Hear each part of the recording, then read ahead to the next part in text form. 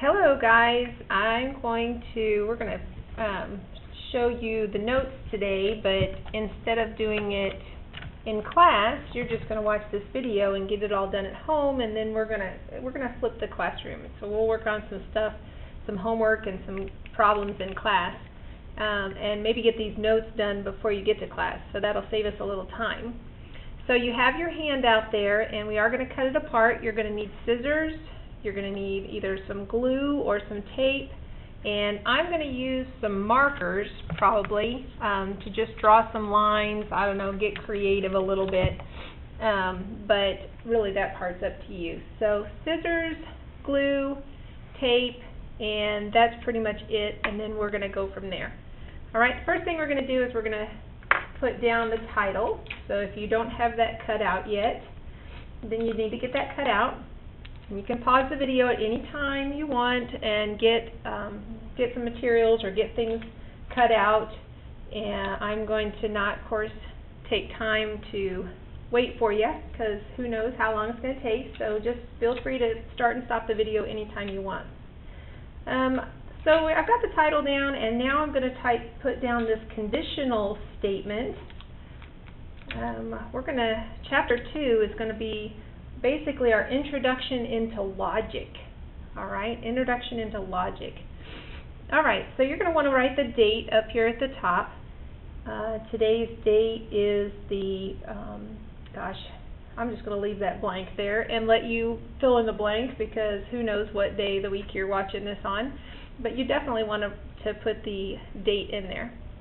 Alright, first of all, let's talk about a conditional statement. In logic, a conditional statement is basically a type of logical statement, that has two parts.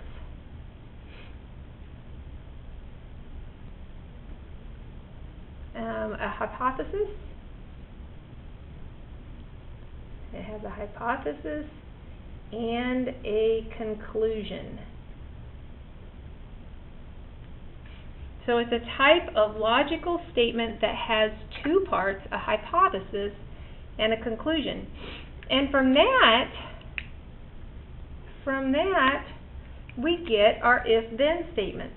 So I'm going to use a marker here and type if-then statements.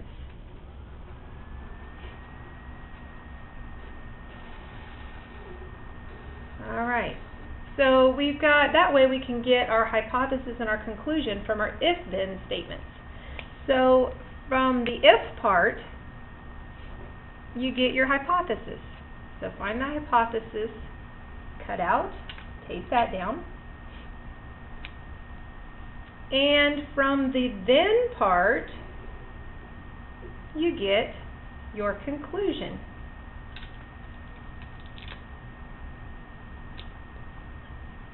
Alright, so for an example, let's do an example here.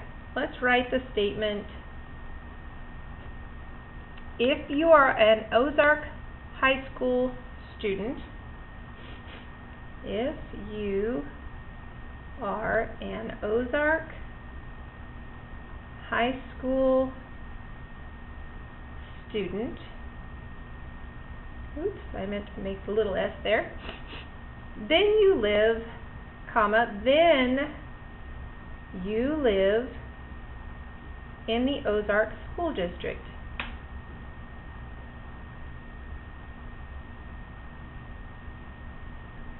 In the Ozark School District. Okay, that's our if-then statement, and I know that that's not always the case. We know we get some exceptions to the rule, but for the most part, that's the way it works. If you're an Ozark High School student, then you live in the Ozark School District. So we've got our hypothesis, which is the if part.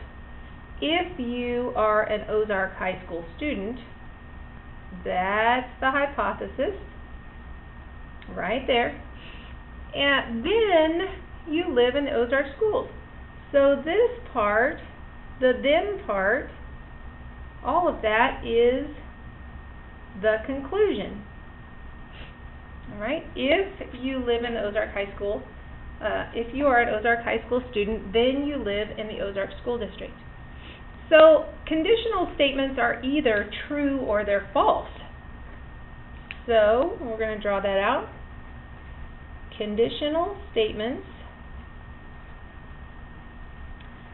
basically have two choices.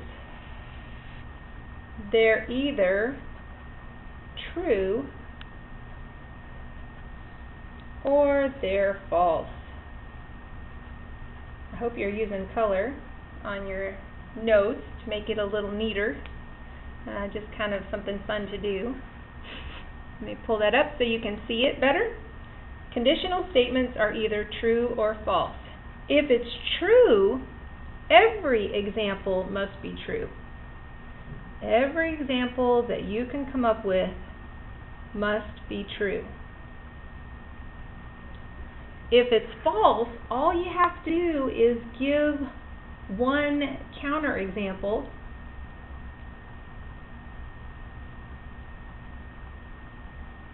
If you give one counterexample, then you have created a false statement, and that's all it takes to prove that it's false. All right. So the counterexample is sometimes for our statement is sometimes we have teachers that are allowed to bring their students, their children, to the Ozark School District, and they may not live in the Ozark School District. Okay, a teacher's kid might live in another school district,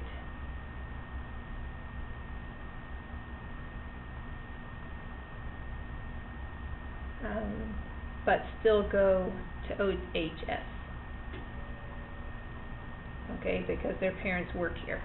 And so that would be a counterexample. So this wouldn't be a false statement. It doesn't always happen. You know, every once in a while there's exceptions to the rule, and for one reason or another. Another thing is they may pay tuition. If you pay tuition, then you can come to the Ozark School District.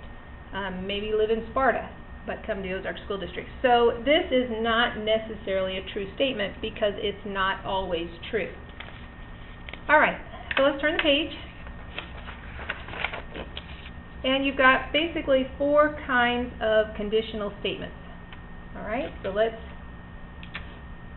tape this down. You may need to pause it and get it cut out.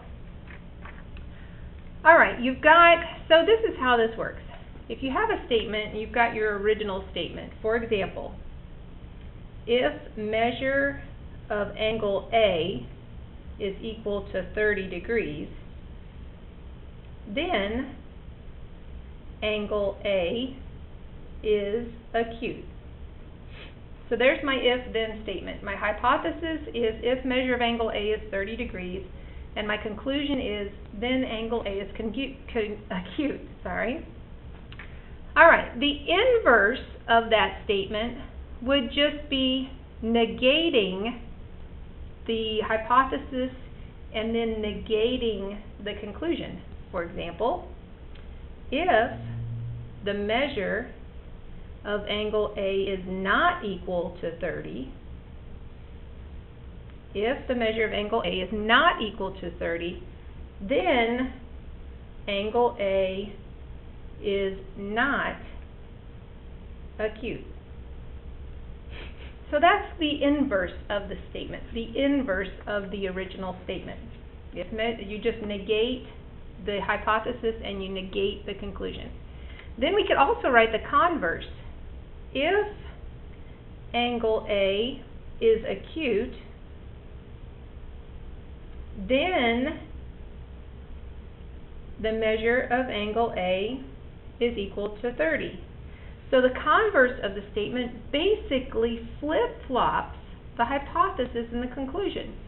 So the hypothesis became the conclusion, and the conclusion became the hypothesis. If angle A is acute, then the measure of angle A equals 30 degrees. Right? That's the converse. All right, let's keep going. Contrapositive. All right, the contrapositive is you do everything to this one. Not only do you flip-flop them both, but then you negate them both also. All right, so it looks like this. If angle A is not acute, oops, there's an N there, then the measure of angle A is not equal to 30 degrees. So we negated it and we flipped it. So you've got the original statement, if the measure of angle A is equal to 30, then angle A is acute. The inverse of that is just negating both. If the measure of angle A is not 30, then angle A is not acute. The converse of that is flipping the hypothesis and the conclusion. If angle A is acute, then the measure of angle A is 30, and the contrapositive is doing both, negating them and flipping them. But then you got to go through and you got to check all your true statements. You got to check to see if they're all true, because they may not all necessarily be true. All right, so this first one, if the measure of angle A is 30, then angle A is acute. That's true. We can't really argue with that. That's the definition of what an acute angle is. If it's 30 degrees, then it's acute.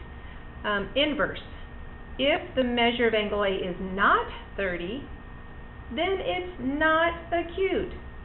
Well, that's false. You got a lot of acute angles.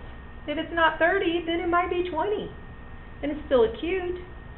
So I just came up with an example that totally is a counterexample to this statement. So that is a false statement. All right, converse. If angle A is acute, then it must be 30 degrees. Well, that's false too. My goodness, just because it's acute doesn't make it 30 degrees. All right, let's keep going. And the contrapositive, if angle A is not an acute angle, then the measure of angle A is not equal to 30. So that is definitely true. All right, definitely true.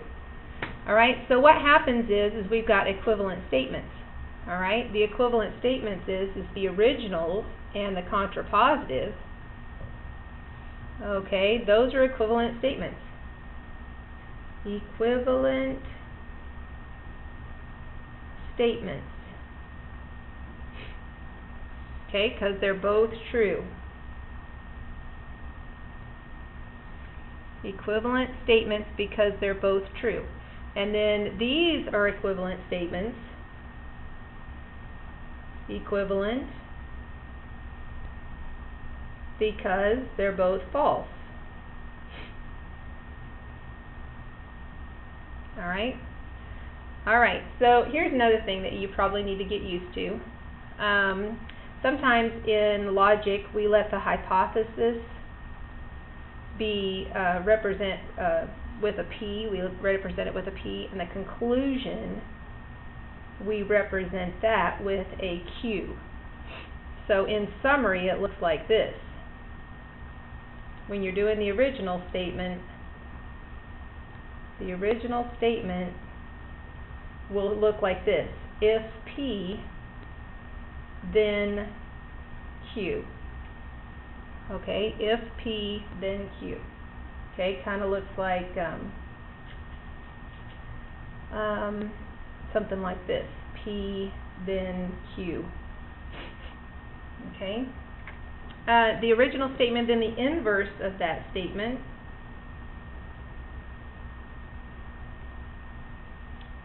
is if not P, then not Q. Okay, that keeps it pretty simple right there. The converse statement is going to look like this. If Q, then P, because we're flip-flopping those, and then the contrapositive is going to be the flip-flop and the negation of both the hypothesis and the conclusion. So if not Q, then not P. Alright, not Q, then not P. Alright, so let's do an example. This is example number 4, I think, in your textbook. Okay. Example number 4. If there is snow on the ground, if there is snow on the ground, comma, then the flowers are not in bloom. Okay, that's the original statement. All right, that's the original statement. So we're going to write the inverse of that statement. Matter of fact, I want you to turn the video off, and I want you to see if you can write that statement. All right. As a matter of fact, why don't you go ahead and turn the video off and see if you can write the converse and the contrapositive of those statements. And I'm going to show you those here in about two seconds. Actually, shut it off, write those statements, and then turn it back on, and we'll check your answers.